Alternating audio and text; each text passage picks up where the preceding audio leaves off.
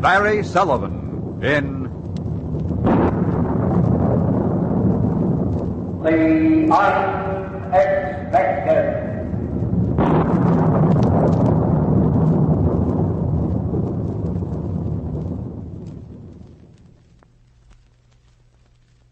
Nobody has a right to buy a $5,000 item for $2,000, has he? But that's exactly what I did. Really, it was most unexpected.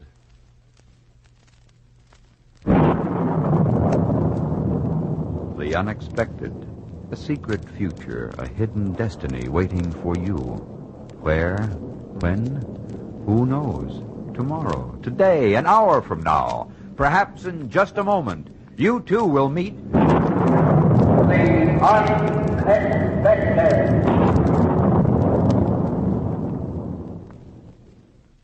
Before our story, here's a word from our announcer.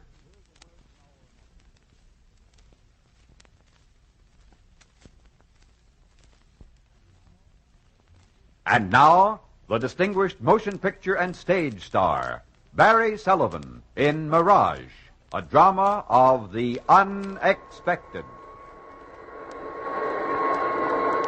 Louise was vacuuming in the other room. It was rather distracting, but I managed to concentrate on my stamps.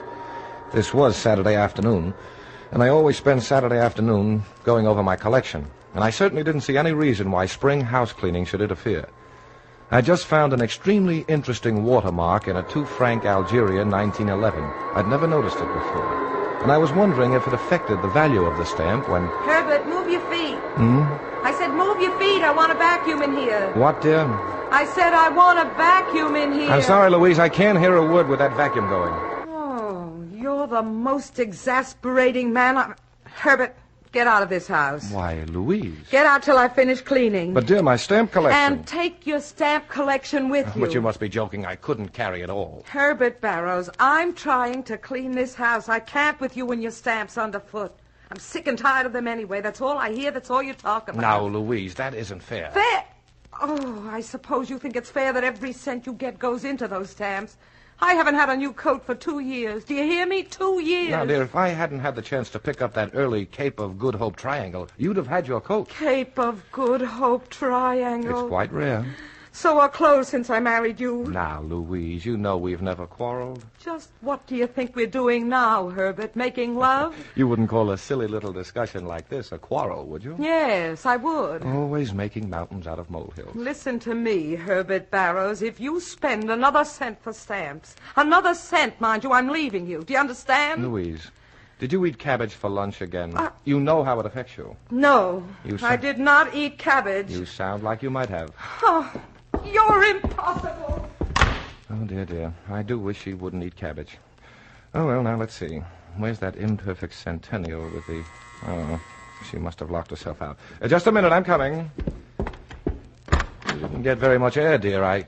Oh, I'm so sorry. I thought you were my wife. Really? You Herbert Barrows? That's right. Hey, how would you like an 1859 U.S. 1-cent double impression? What? You heard me. An 1859 Mirage stamp? Right the first time. Oh, come inside, please. Sure. Do you really have a Mirage stamp? Yeah. Want to take a peek? Oh, I do. I most certainly do. Just let me take it over to the light. I've got my magnifying glass right here. I'll stay with you if you don't mind. It seems to be... Oh, yes, I'm practically certain. I believe it's genuine. It is genuine. Do you know what this stamp is worth? Sure. 5,000. Oh, you do know. But you can have it for 2. $2,000? I need the dough in a hurry. Oh, I see. Why did you come to me? Some guy told me about you. Said you were interested in stamps. I am, but, well, $2,000... It's worth 5. You're right, you're absolutely right, If you spend another cent for stamps, I'm leaving you. But I couldn't buy it. Why not? Well, I don't know anything about you, and... You're only interested in the stamp?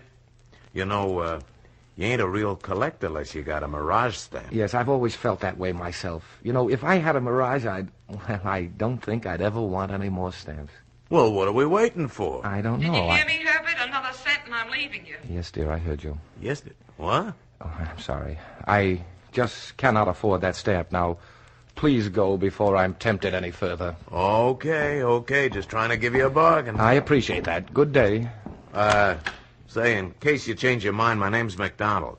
I'm staying at the Majestic Hotel. Be there till tomorrow. I won't change my mind, Mr. McDonald. My wife won't let me. Oh, but she doesn't know what a Mirage stamp is. American 1 cent. Portrait of George Washington. But in the background, they made a mistake and printed another picture. Very faint, like a Mirage. That's why they call it... Well, I suppose you figured that out. Oh, no, I couldn't say anything to Louise about the stamp. She'd never forgive me.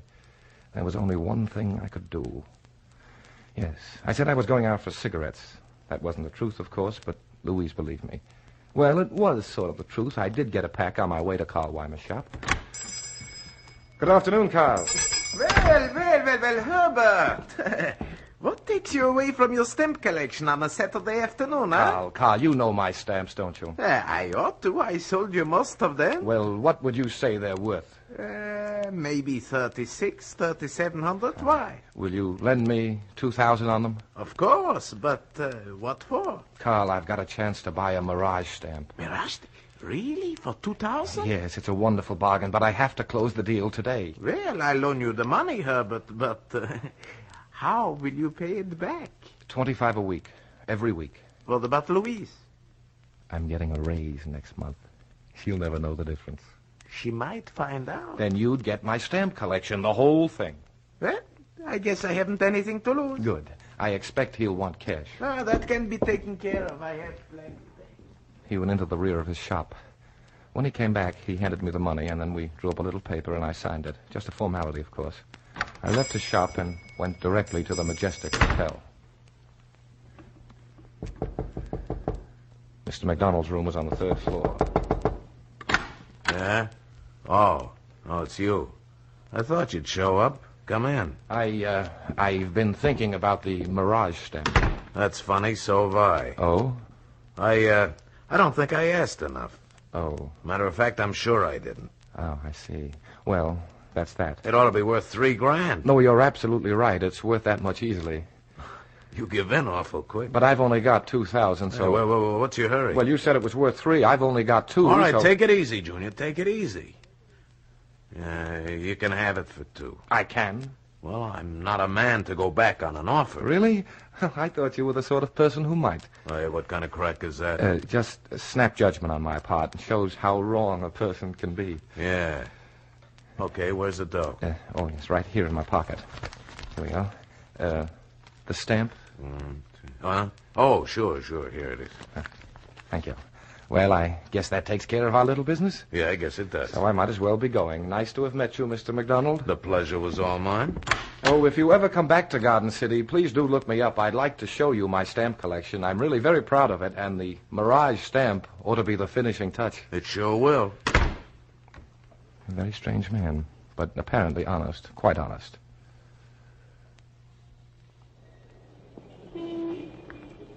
All the way home, I felt like I was living in a dream. The cars, the buildings, everything seemed unnatural and distant. You might say I was rather elated.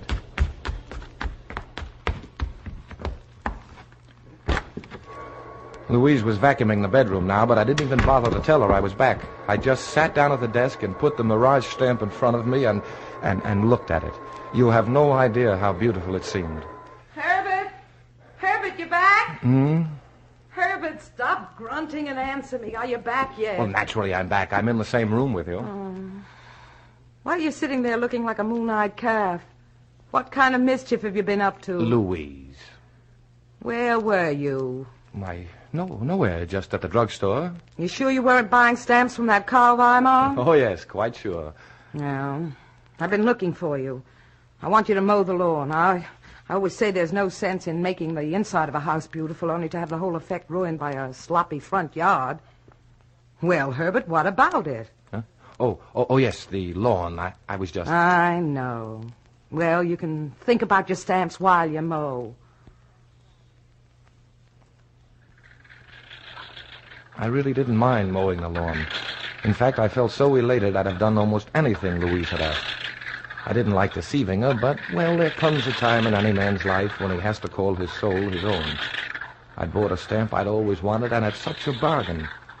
Really, now that I had the Mirage stamp, my whole life seemed complete. There was nothing more I could ask for, absolutely nothing.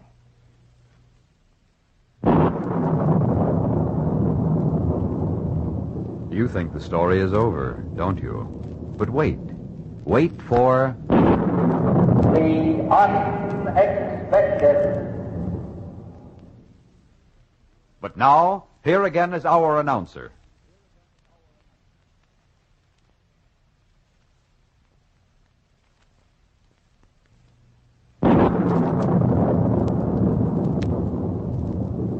And now, Barry Sullivan, in the surprising conclusion to Mirage, a drama of the unexpected.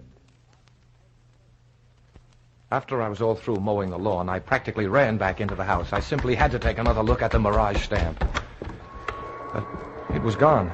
It wasn't on top of the desk where I'd left it. I searched very thoroughly, moving around all the bric-a-brac, but it was no use. The stamp was undoubtedly missing. I got down on my hands and knees and crawled along the floor. After all, a $5,000 stamp is pretty important. Finally, I grew desperate. Louise, come in here, Louise. I can't hear you, Herbert.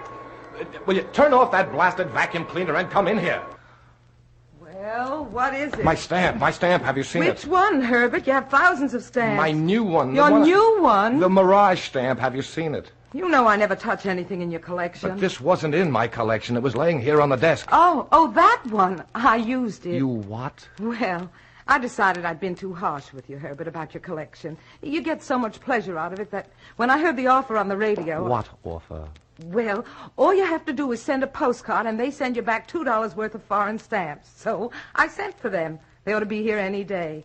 The only thing was, I didn't have a stamp for the card, but I used the one on your desk. Well, what's the matter, Herbert? Aren't you pleased with me?